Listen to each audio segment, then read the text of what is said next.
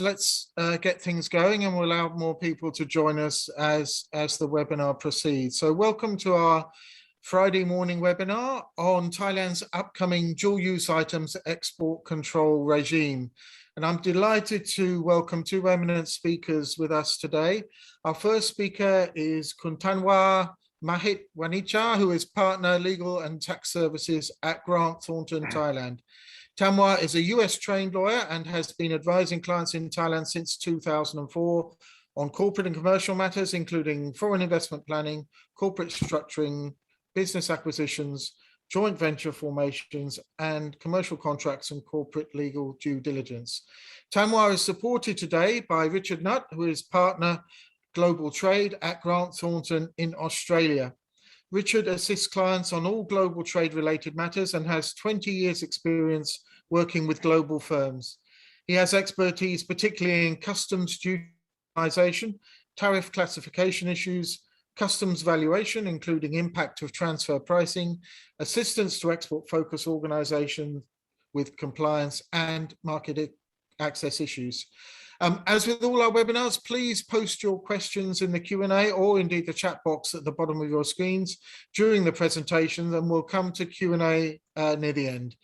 So without further delay, over to you, and I think Tanwa is going to kick off. Yes, thank you, Greg. So thank you everyone for joining us this morning. And Richard and I hope it will be a meaningful conversation with everyone with regards to the new dual-use items export controls for Thailand.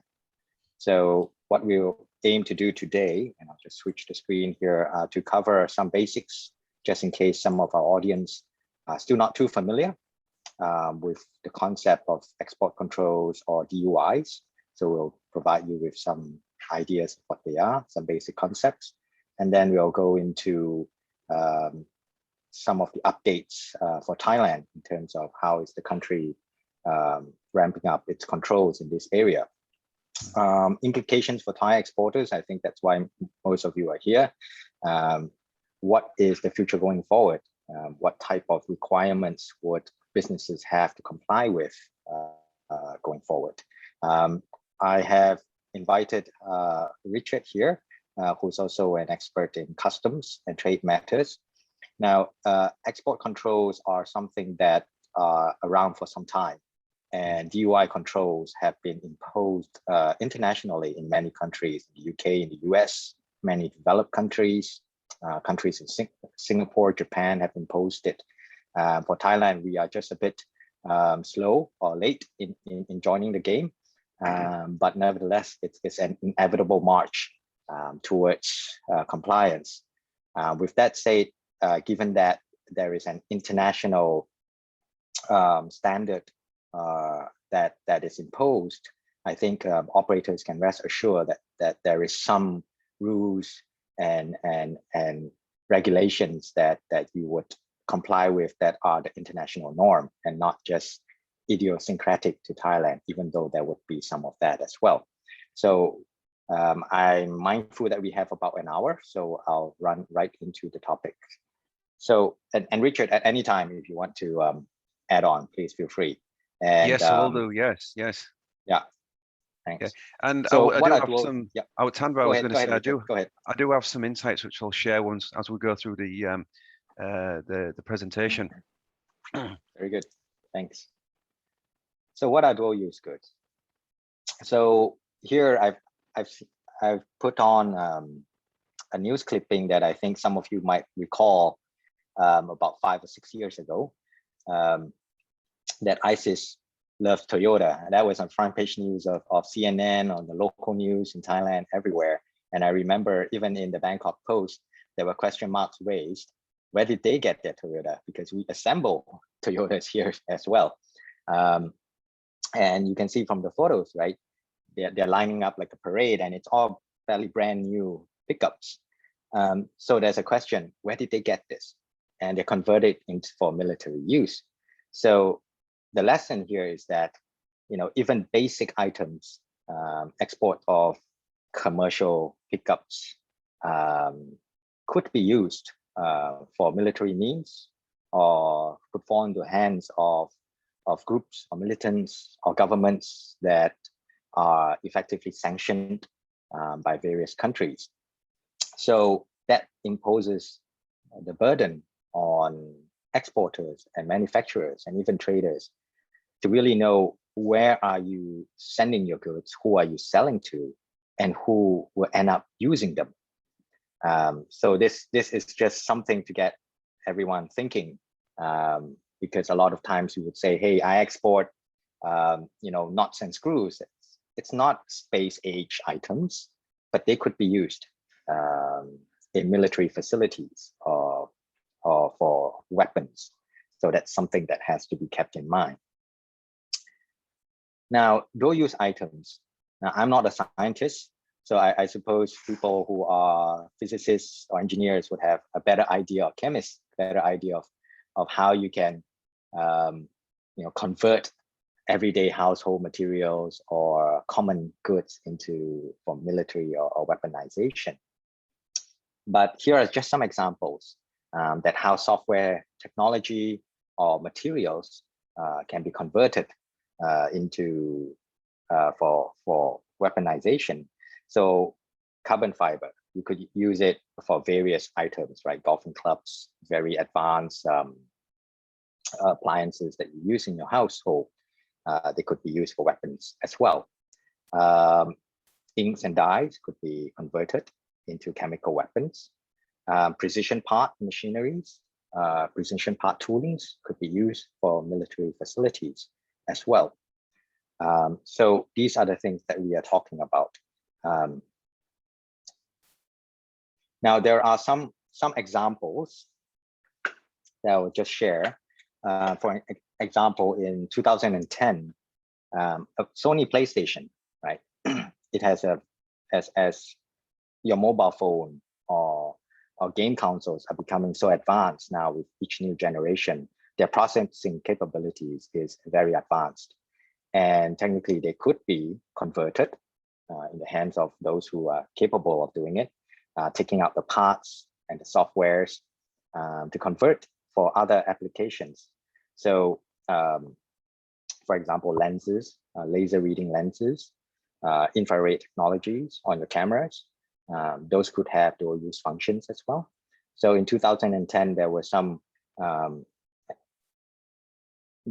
a case where PlayStations were effectively shipped and violating export controls to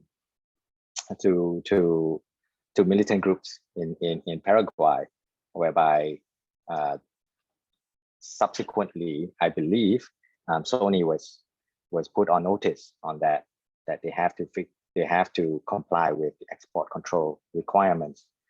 Thermal imaging softwares, and this comes from an example of one of my clients who produces CCTVs for your home use, for security use. And he would have to license thermal imaging software. He would have to buy components for motion detectors, and there'll be grades of these types of components that he can or cannot obtain from various countries like Japan or the US or Canada. So these are just some things to bear in mind when we talk about dual use goods and what are the implications for industries and operators. Now, in terms of concepts for dual use controls, so who regulates and what are the standards? There is an international standard.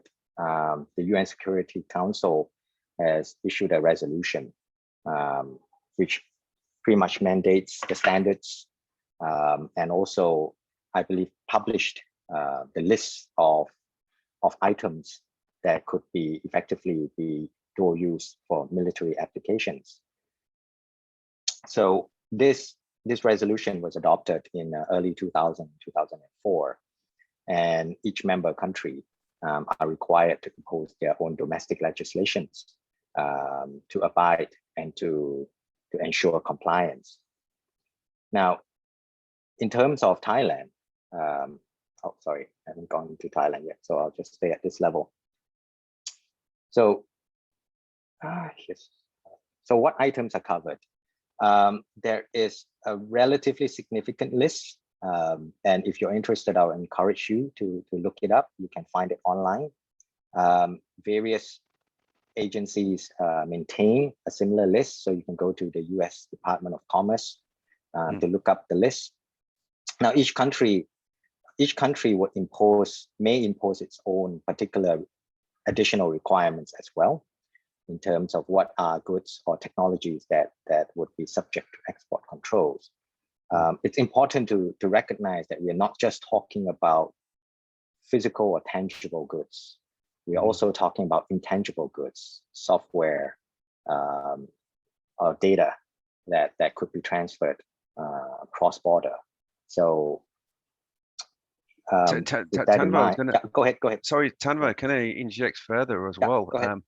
There's classic cases even in Australia where institutions such as universities who actually go overseas and present at forums or host sessions can be sanctioned as well. So it's worth noting. So if you get a consulting engagement and you've been asked to present somewhere, who are you presenting to? What's the intention of the presentation? What level of information are you sharing?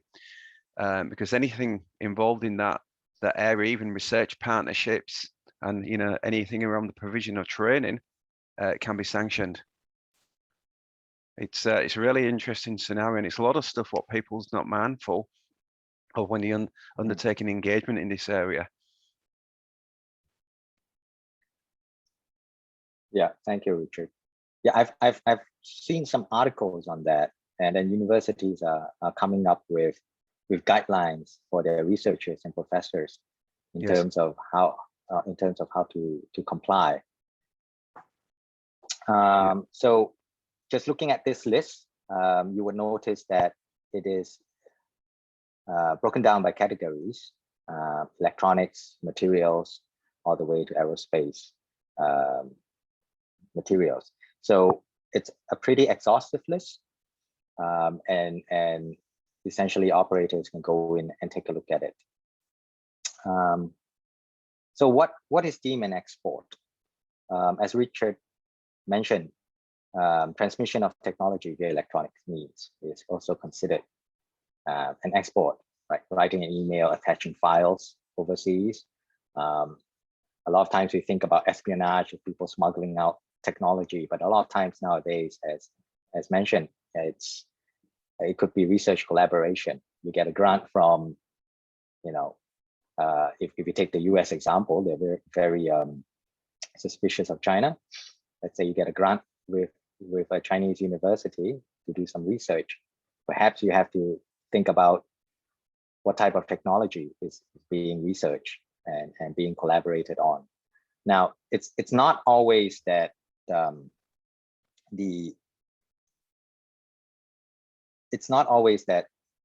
the other party has to be a sanctioned government, right? So a lot of times you won't be saying I have a contract with ISIS to do something. It's never going to be like that. But you might have a contract with a pretty porous country or institution that might not have the same level of controls, and that might go out again. So for manufacturers, sometimes you sell it to your customers in another country, and they're traders, and they sell it on to another entity, and that entity sells it on into an entity. So a lot of times when people are trying to evade sanctions, there are layers upon layers, and effectively what these export controls try to aim at is to try to get the manufacturer or the exporter of the technology to really dig down and understand ultimately who is going to use these goods and where are they going. Okay. Now, obviously from the private sector's perspective, it's a significant burden, right? Now you have to start questioning all your customers and trying to track down what are they doing and how good they are in their compliance regime. Sorry, I think my hand just went on. Yes, so what is deemed an export? essentially physical exports. That's what everybody has in mind when you think about exports. Also intangible exports are also deemed exports. Now, one matter that's always up for debate, I think, it's the catch-all provision.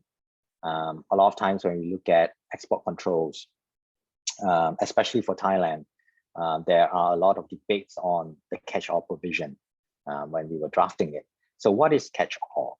So effectively, the sanctions, the export control list is a positive list, right? How would you go about verifying whether your product would require licensing or has to comply with export control requirements? So you go through that UN list, which will be published, and under the Thai regime, which we will talk a bit about later on, we also adopted the UN list and effectively create a positive list. Now, what happens if you as an exporter, you run down the list and say, my goods are not in this list, so that means I'm, happy days for me. I don't need to worry about this anymore. Not so, because there is a catch-all provision. So a catch-all provision generally would say that if there's some reason or some suspicion that your products might be used for weaponization or for illegal means, you, the exporter, have the responsibility to report and also to comply with export control requirements. So effectively, it is a catch-all, a net, whereby even if your goods are not, or technology are not included in the list identified by the government, for example, the Thai government, you still have the responsibility to effectively find out and keep a diligence on who will be the end user and what are the end use of the product that you would be exporting. Yeah, Tamvo, I was going to say, I can give you a recent case I worked on here in Australia, for example. It was a supermarket chain who was going to enter the Australian market last year. For whatever reason, they decided not to pursue entering the Australian market, but they had already created a presence here in Australia. So they had set up the infrastructure for a call center and even built warehouses and that type of stuff. Anyway, they made a decision to pull out of Australia, and they had an RT server, which was useless to them now. So what they wanted to do was send it over to Hong Kong because it was fairly new, hardly used, and it was valued at about 500,000 Australian dollars. So quite a bit of money. And so the alternative was to either just leave it in Australia and try and sell it secondhand, or destroy the item. So there was a need for it in Hong Kong, and it was a related party. And they just thought that, appoint a freight forwarder, book the export for it, and send it across to Hong Kong, no problem. But what happened was the freight forwarder went to the export classification, which is really important. And the export classification asked if they had an export license or exemptions to be able to export this server across to Hong Kong. And we got involved in the end to help with the approval on export license. Anyway, to cut a long story short, the export license wasn't granted for the simple reason it was a server that could use in a telephone system for routing telephone calls, so it was deemed to be a security risk. But the important part was it might have been okay if it was going into the EU or to the US. The end destination was Hong Kong. And whilst Hong Kong would normally have been a country that wasn't on the sanctioned list, it's because of the control of, say, China, impacted the decision of the Defense Department to issue the export license. That's a classic case of a related party transaction. You knew who the end user was, but it was a destination country of concern, which was the prohibitor for the export license to be granted. And it was an item of hardware you wouldn't have thought would have been suspicious in any shape or form. And I think there was also some discussion also on electronic waste that are still functional. For example, in Thailand, we have like, used iPhones, and these change every year and people are dumping them, right? And there is a significant business of moving these used items around to less developed countries, technically, to sell in the secondary market. And there are some concerns that these are they actually going to users in like Myanmar or Cambodia, or are they going to North Korea or somewhere else? Yes, that's right. Yeah. So in terms of catch-all, here's just an example.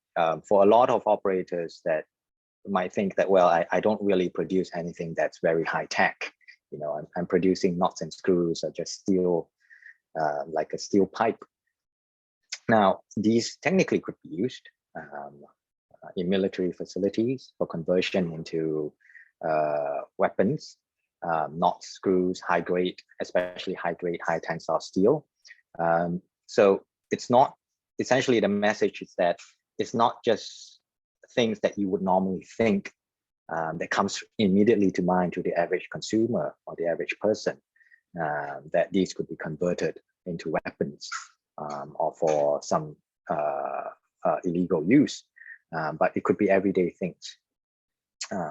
So a catch-all provision technically is something that imposes the burden on generally just about all exporters.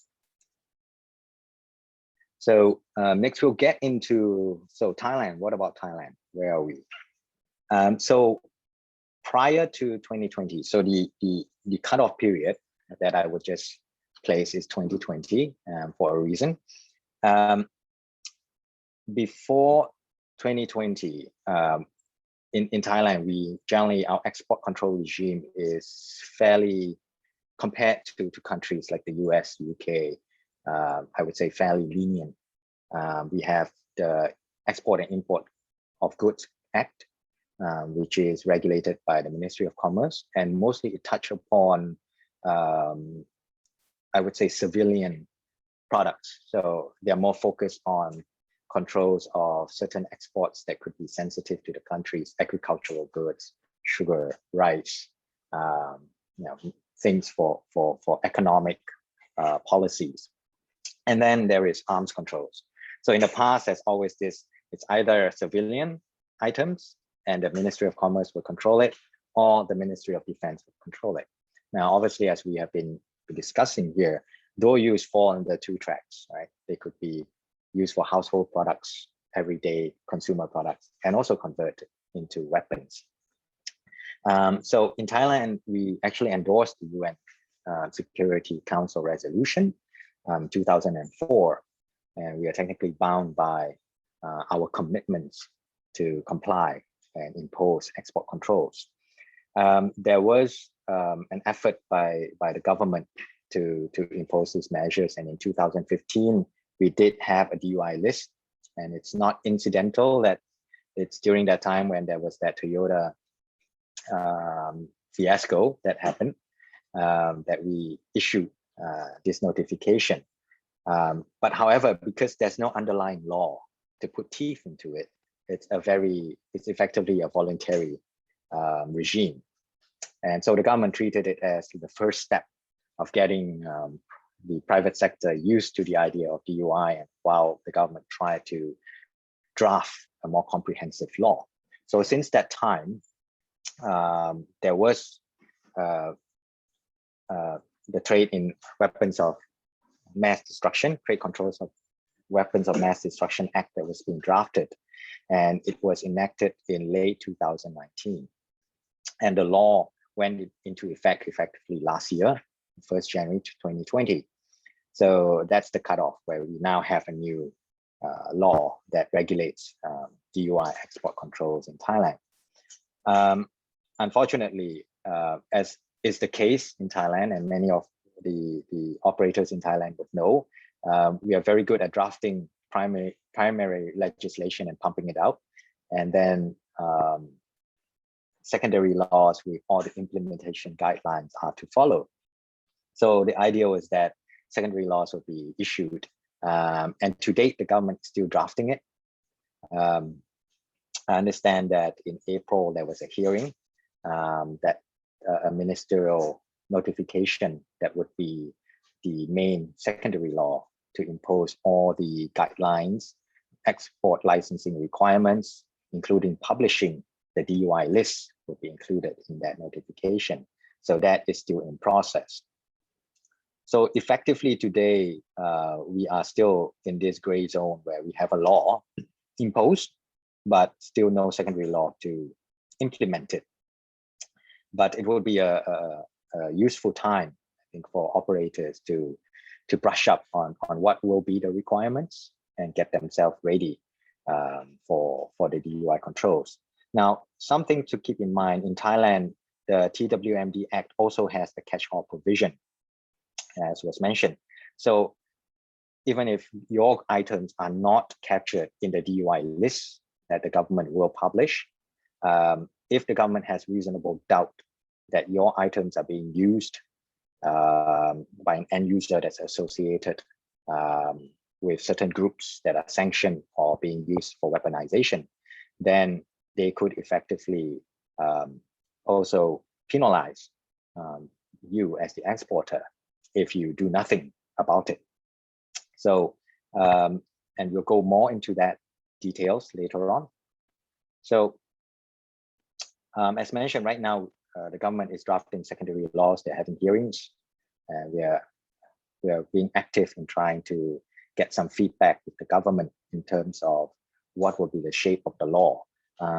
Effectively, there are a lot of concerns in the private sectors in terms of the catch-all provisions and how to, what type of burden it impose on exporters. Now, the government also recognized that drafting an export licensing regime and electronic licensing regime is very complex. There are debates on whether we need end user certificates, effectively that your customers would have to get a certificate or verification that their goods are being used for certain purposes. So right now, I think the government has not decided on that issue yet. So from my understanding is that they are now creating an electronic system to issue export licenses, whereby that system would be tested in a pilot project first for certain exporters, larger exporters, to test out the system. Now, pending the completion of that system, the government would want to impose a catch-all provision where effectively it's a voluntary regime for operators to self-declare themselves at this time. So that's the intention that I'm aware of what they'll be doing. Now, getting back to the e-licensing registration, the good news is that the entire system would be English. That's what they promised, and that there will be two types of licenses, essentially a single license for the incidental exporter, and for manufacturers who are constantly exporting, selling your products that are captured under this regime, there will be a bulk license, effectively what is an annual license. Now, for licensing purposes and also for catch-all purposes, the government is also looking to impose an ICP program, an internal controls program, whereby the operator would have to go through and certify themselves, get certified that they comply with the ICP standards. So I think there will be 6 measures in terms of retention of data on your end users, training of your staff, and I believe I have it here. Yeah, trade screening. So trying to understand, doing your KYC on your customers, training your organization staff to familiar them with export control compliance requirements, record keeping, conducting internal audits, routine internal audits on the company to ensure that compliance, and then to impose reporting procedures within the organization. So the idea is that the government is looking at if all exporters could comply with ICP requirements or get certified, then they could be provided with bulk licensing or annual licensing. Now, that's still not something that's set in hard stone yet. So it's still in process. The government is looking at whether at this time, as we ramp up the controls, whether we can start to impose 2 out of 6 of the ICP requirements, such as trade screening and record keeping, or record keeping and the reporting requirements in the organization for them to start the process towards compliance. Okay, I think there are some questions. Okay, right. Let me try to get through the last 2 slides, and then we'll take the questions. Okay. Sorry. So in terms of, my apologies. Okay, in terms of penalties, licensing requirements, and these are stated in the law itself, the TCWMD Act. There is both criminal and civil liabilities. I think a lot of businesses operating in Thailand are very familiar with our laws imposing criminal penalties such as imprisonment and fines. But one key area that I would want to point out are the civil liabilities. During the drafting process of this legislation and subsequent to its enactment, there were some debates during the drafting process on whether the liability should be strict liabilities. I understand that in many countries, they impose strict liabilities on the exporter. So for example, if you are an exporter of products and your products fall into the hands of end users who convert it into weapons, and people are injured or killed because of that, you would be opened up for civil liabilities. Effectively, those persons who are injured can sue you to claim for damages. In some countries, that liability is a strict liability. You do not have to have knowledge or intent. In Thailand, there was some debate about this, and in the end, there was a compromise, and civil liabilities would require some knowledge on the part of the exporter that the end user would have used it for illegal purposes. Now, that said, keep in mind that the law does not mention where the end users or where the injured parties will be. So effectively, it can be anyone, anywhere in this world. It's not limited to Thailand. So let's say you sold it to a customer overseas, and lo and behold, it was used for weaponization, and somebody in Canada or the United States were injured because of it. Technically, they could sue you. Obviously, they have to come to Thailand to sue you. But this law provides them with the right to sue for civil liabilities. Now, we do not have any more information because in the Act, they say there must be knowledge. There's a question on whether gross negligence would fall under that purview as well. That remains to be seen. So that's something for exporters to keep in mind, that right now, under this regime, you'll be open up for civil liabilities as well. Okay. I think so. Now we can go into Q&As.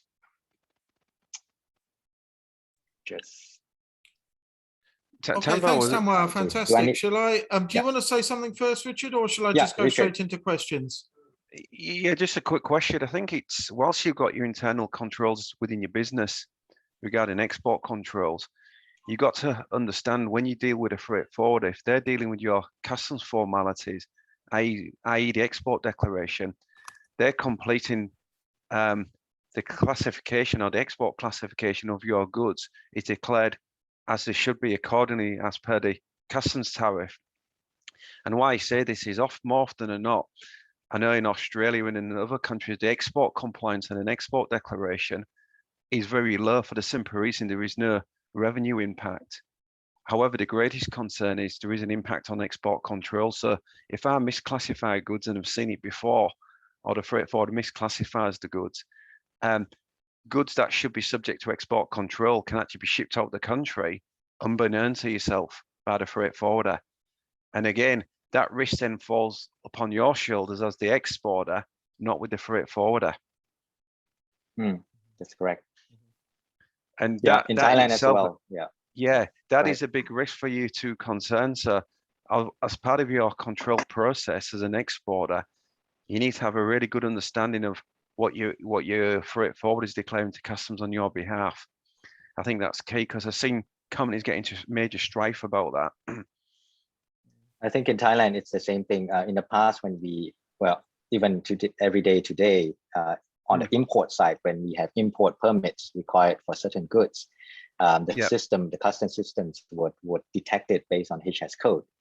And so if you plug in the wrong HS code, lo and behold, you can just, ship out your goods. But unless then you get arrested or you get audited by the customs department, then you get into trouble.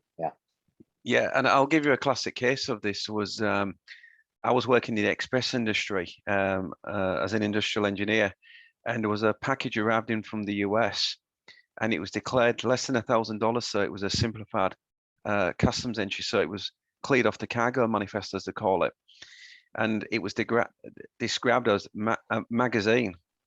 So the end user, when it was manifested, didn't flag it as in a manifest system as a suspicious package. When it was received in Australia, it was pushed through as articles of paper. Somebody changed it so it didn't hit the attention of customs in Australia but what happened is, fortunately, the supplier in the customs system profiled the supplier name, and as the package was being x-rayed, was able to pull it aside. But this express carrier ended up getting a penalty for this, because it misdeclaration of the goods to customs, and he didn't actually have an import or export permit as the goods should have done. Okay, guys, let's move into questions. Ladies and gents, if you have any more questions, please do type them into Q&A or chat. Our first question from John, let me read it out as the participants, the attendees can't see it. My company sells used CNC machine tools and surface mount machinery. We export to Asia and Hong Kong in transit to China. Where is the responsibility for obtaining the export certification? The freight forwarder, shipper, seller, or the end user stroke buyer? Gents. So your company, I assume, is in Thailand. So first we have to see whether your particular type of goods fall under the list of control items. Now that said, even if it doesn't fall into, there is a catch-all provision as well, that you have to know who are your end users. So the first step is, at least in Thailand, we have to see whether your items require an export license. Now, if they require an export license, right now the Ministry of Commerce is the entity that is responsible for the export licensing requirements. So as mentioned, they are now piloting the electronic online export licensing system. Now, it's not yet implemented. So as of today, technically you don't have the requirement to obtain an export license yet. But in the future, when it goes live, then at that time we need to review and see if you need to get an export license. Now, in terms of you export to Asia in transit to China. So one question is whether your end customer, whoever is buying it from you, that you are aware right now, are they a trader, for example, in Singapore or in Hong Kong? Or are they the Chinese entity who is effectively receiving the goods? They are traders, okay.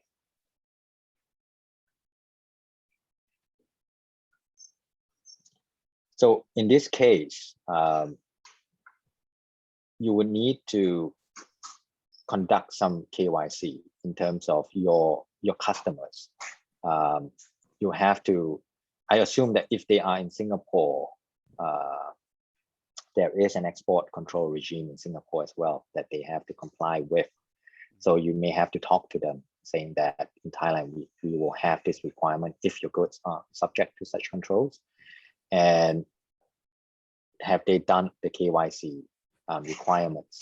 Now in Thailand, we still don't know if an end user certificate is required, right? If an end user certificate is required, then the burden might be, if such goods are subject to export controls, that your trader might have to get the end user to issue a certificate that they are effectively the person using it and what they're using it for, like in their factory for producing XYZ products. But today we still don't know yet whether that final step is required. When will the government open up for exporter registration? I believe today there is a pilot system that you can go and register.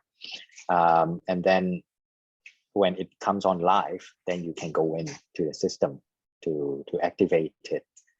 As to when, difficult for me to say. Technically, previously the government saying that they would want the system to go live, at least the pilot to go live, second quarter of 2021, and now it's being delayed. And the secondary law has not been issued yet.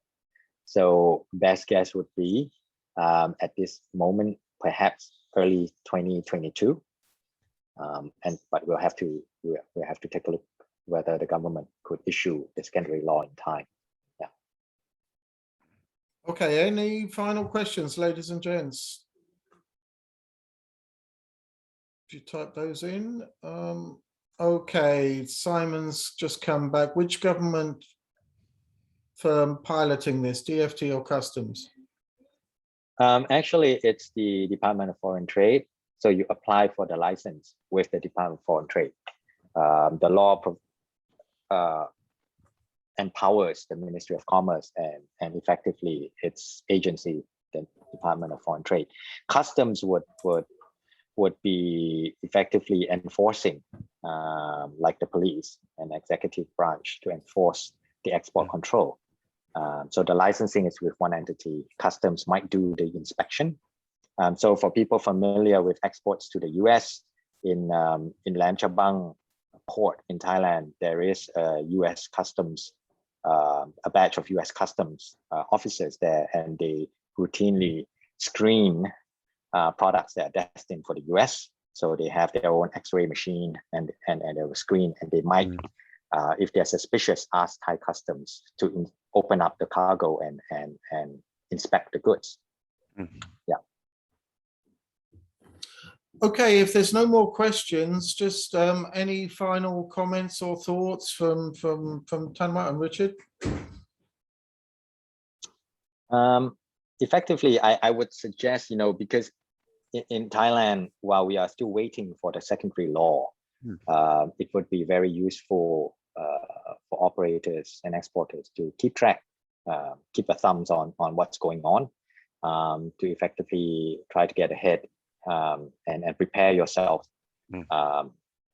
And with this, I think the Chamber of Commerce, the BCCT, would actively keep track with the government and try to export and try to update everyone on this. We welcome your feedback because, as operators, you would know what is possible or impracticable for yourself, and we would welcome that as we correspond with the government. Richard, anything from your end? Yeah. Oh, I would say, look, it's an area you've got to take seriously, and it's close engagement with your freight forwarders, who you provide with. Your freight providers is going to be important once this is enacted, because you're at their mercy as well. So I think that's key, and also understand, as you say, start planning now and understand the potential impact to your business. And you really need to start understanding a bit about export compliance requirements. I think that's the key thing, is because you might not have that inside knowledge now, but you're going to have to build up that capability, especially if you've got an export presence, and understand who you can and can't trade with. So as well as the export controls, look who your current trading partners are. because certain countries is a no-go, but then depending on political tensions, it could jeopardize your future sales as well. I would say that, you know, as the world becomes more globalized, although there are trends, anti-globalization trends, but effectively you look across the board in terms of taxation or in terms of export controls, customs measures, international norms are starting to be enforced around the world, and Thailand is no exception. We cannot escape that. The good news is that it's not something that Thailand can just draft up on its own will and then impose its own unique set of laws. So we are complying with international obligations, and so there are international standards that's being imposed here. And effectively, if you can comply with the export control requirements for Thailand, that means that you open yourself up to comply with the trading regimes of many of trading partners, which is technically to your advantage as well. Yeah. Okay, fantastic. I think let's draw today's webinar to a close. Huge thanks to Tamara and Richard again for joining us as presenters, and also to everyone who attended today's webinar. I think just a final word, have a great weekend and stay safe. Yeah. Okay. Thank you. Thank you, everyone. Thanks, Now. Thank you. Thank you.